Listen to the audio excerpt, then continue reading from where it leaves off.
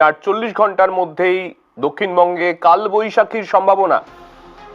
আজ এবং কাল দক্ষিণবঙ্গে বৃষ্টির সতর্কতা। আজ কলকাতাতেও বজ্রবিদ্যুৎ সহ হালকা বৃষ্টির সম্ভাবনা। আলিপুর আবহাওয়া দপ্তরের তরফে কি জানানো হচ্ছে? দেখো, চৈত্র এবং বৈশাখ মাস কাল বৈশাখীর মাস বলা হয় এবং এই চৈত্র মাস শুরু হতেই কাল বৈশাখীর সম্ভাবনার কথা জানাচ্ছে আবহাওয়া দপ্তর। কারণ স্কোয়ালের সম্ভাবনা রয়েছে আজ শনিবার এবং আগামীকাল রবিবার। যে পরিবেশ পরিস্থিতি তৈরি হয়েছে তাতে একদিকে বঙ্গোপসাগরের বিপরীত ঘূর্ণাবর্তের জেরে প্রচুর জলীয় বাষ্প ঢুকছে, তাই দক্ষিণবঙ্গের প্রায় সব জেলাতেই বৃষ্টির সম্ভাবনা।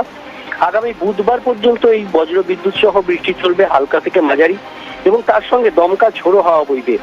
তবে উত্তর ও দক্ষিণ 24 পরগনা, পূর্ব ও পশ্চিম মেদিনীপুর, ঝাড়গ্রাম, হাওড়া, কলকাতা, পুরুলিয়া, বাঁকুড়া এবং 2 বর্ধমান, এই জেলাগুলিতে সব থেকে বেশি বৃষ্টির সম্ভাবনা রয়েছে। সঙ্গে 60 কিলোমিটার পর্যন্ত দমকা ঝোড়ো হাওয়া বইতে পারে, অর্থাৎ কাল বৈশাখীর সম্ভাবনা এই জেলাগুলিতে সব থেকে বেশি রয়েছে। এছাড়াও হুগলি, নদিয়া, মুর্শিদাবাদ, বীরভূমেও 30 থেকে 40 কিলোমিটার গতিবেগে দমকা ঝোড়ো হাওয়া এবং বৃষ্টি হবে। বজ্রবিদ্যুৎ সহ বৃষ্টি, বজ্রপাতের আশঙ্কা থাকছে। তবে এই বৃষ্টি একটানা বৃষ্টি হবে না। যখন বজ্রগর্ভ মেঘ তৈরি হবে তখনই বজ্রপাত হবে এবং বজ্রপাতের সঙ্গে সঙ্গে বজ্রবিদ্যুৎ সহ যে বৃষ্টি, সেই বৃষ্টি হতে পারে। তবে স্বল্প সময়ের জন্য অল্প বৃষ্টির সঙ্গে দমকা ঝোড়ো হাওয়া, অর্থাৎ কাল বৈশাখীর পরিস্থিতি তৈরি হচ্ছে। 2-1 জায়গায় বিক্ষিপ্তভাবে শিলাবৃষ্টির সম্ভাবনা, তবে সেটা খুবই সামান্য।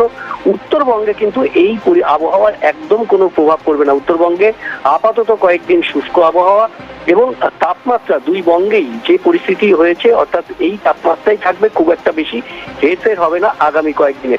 সকালের দিকে সামান্য কুয়াশা থাকতে পারে উপকূল ও সংলগ্ন জেলাগুলিতে।